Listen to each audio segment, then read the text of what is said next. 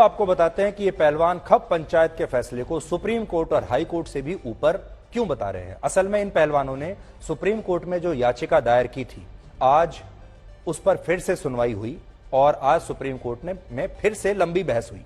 और इस दौरान सुप्रीम कोर्ट ने कहा कि पहलवान उनके पास दो मांग लेकर आए थे। एक मांग भारतीय कुश्ती संघ के अध्यक्ष ब्रजभूषण शरण सिंह के खिलाफ एफआईआर दर्ज कराने की थी, जो कि एफआईआर दर्ज हो चुकी है, और दूसरी उन महिला पहलवानों को सुरक्षा देने की थी जिन्होंने ब्रजभूषण शरण सिंह पर यौन शोषण का आरोप लगाया है, और ये दोनों ही चीजें हो चुकी हैं।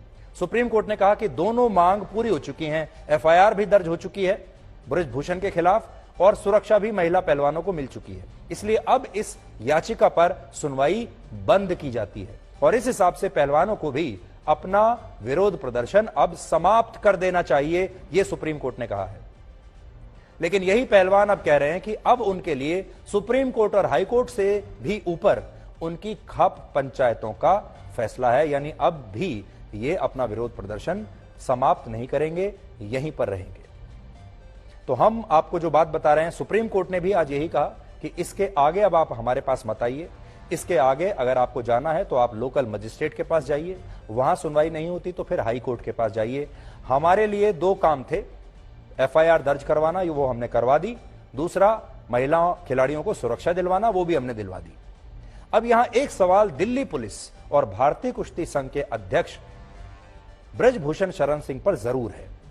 उनके खिलाफ 28 अप्रैल को 2 एफआईआर दर्ज हुई, जिनमें एक एफआईआर पॉक्सो एक्ट की धाराओं के तहत हुई।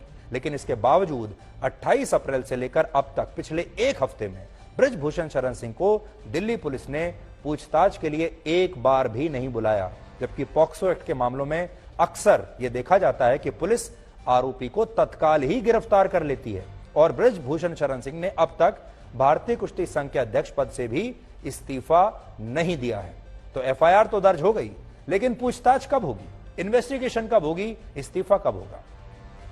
विनेश फोगाट, साक्षी मलिक और बजरंग पूनिया ने इस विरोध प्रदर्शन के बाद अपने अपने मेडल्स अब लौटाने की धमकी दी है। लेकिन इन पहलवानों ने यह नहीं बताया कि तीनों ही पहलवान रेलवे में बड़े अफसर हैं, गजेटेड ऑफिसर हैं, और इन्हें अब तक 10-10 करोड़ रुपए से ज्यादा प्राइज मनी मिल चुका है।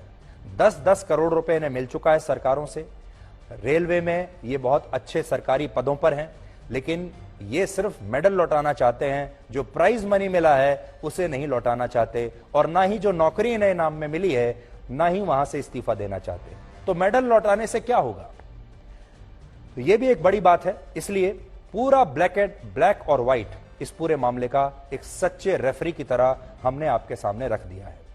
हमारा जो कहना है वो ये है कि हम बिल्कुल ये मानते हैं कि इन खिलाड़ियों के साथ न्याय होना चाहिए, ईमानदारी से इन्वेस्टिगेशन होना चाहिए, ईमानदारी से ये पता लगना चाहिए कि ये जो आरोप लगा रहे हैं वो सही है, कितने सही हैं, और फिर सख्त से सख्त सजा ब्रजभूषण शरण सिंह या कोई भी हो उसे मिलनी ही चाहिए।